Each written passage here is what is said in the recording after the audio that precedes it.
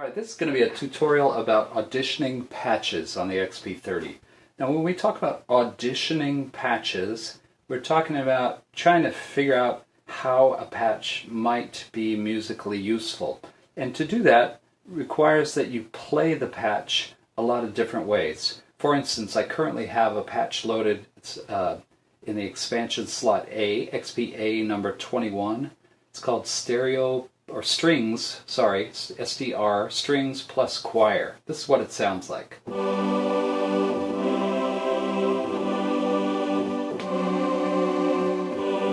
So it definitely has that sound of a choir with strings. When you're auditioning patches, it's important to play the patch in a lot of different ways so that you can see what the capabilities are. Sometimes that can involve playing high notes and low notes. It's also important when you're auditioning patches to play fast notes and slow notes.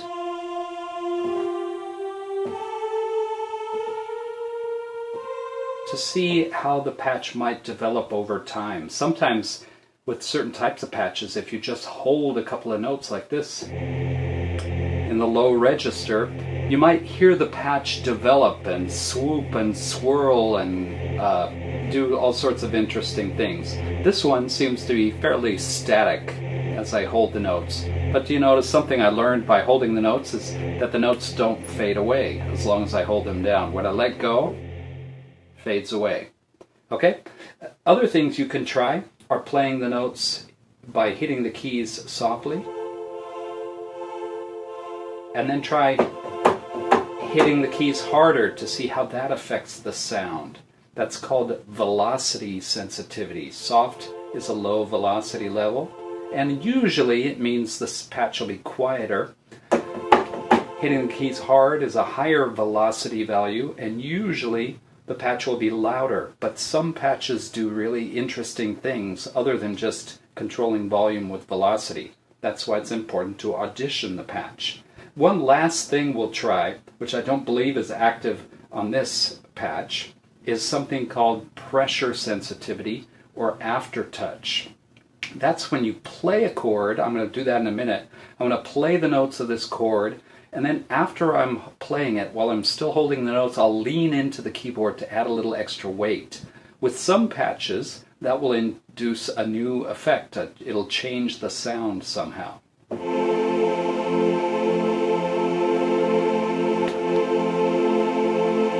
You can see me moving my hands to add more weight, but it doesn't seem to be affecting this particular patch. Again, that's called aftertouch or pressure sensitivity.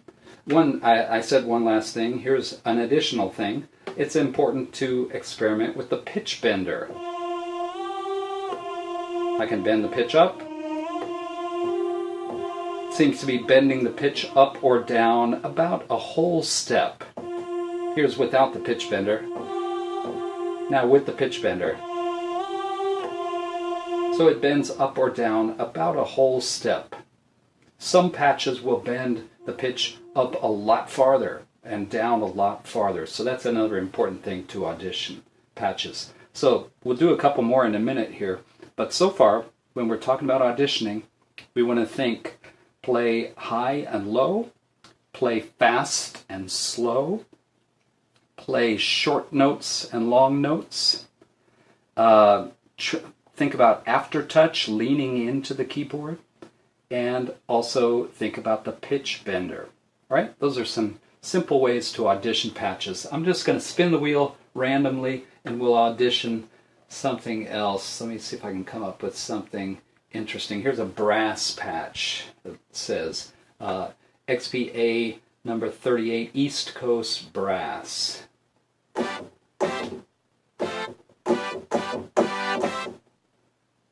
Okay, so definitely sounds brassy. It does respond quickly, so you could use this for fast passages if you need to. Up high, it doesn't sound so much like brass anymore. But if it's really low, it sounds pretty good.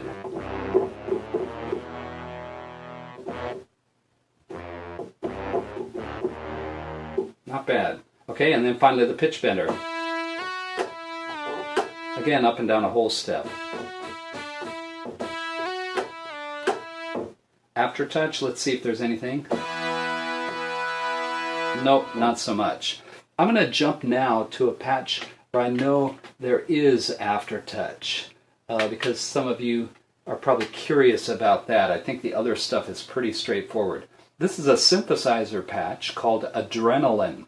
It's in preset E, patch number 90. And I'll just play a single note here. Typical synth sound. I'll hit the keys harder. Not only did it get louder, but you heard that kind of descending whistling sound when I hit the keys hard. Can I play multiple notes at the same time? Let's see. Some patches will only let you play one note at a time. This one allows multiple patches, multiple notes, so it's a polyphonic patch.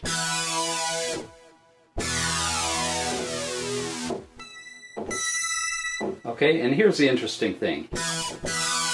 I'm going to play a single note, and I'm going to lean into the key to demonstrate aftertouch.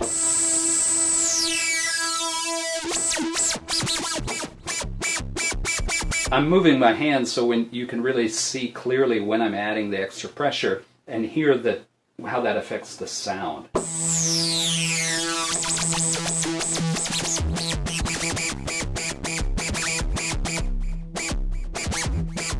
That's aftertouch.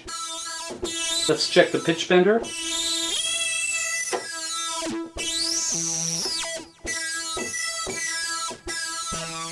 So on this patch, the pitch bender bends the pitch up or down an octave.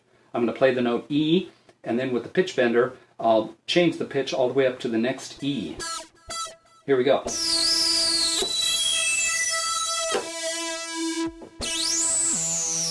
And down an octave as well. Thing to remember, the pitch bender is it's spring loaded, so if you want to get back to the normal tuning, you just let go. All right? Some synthesizers will have what's called a modulation wheel, a mod wheel, M-O-D, right next to a pitch bender wheel.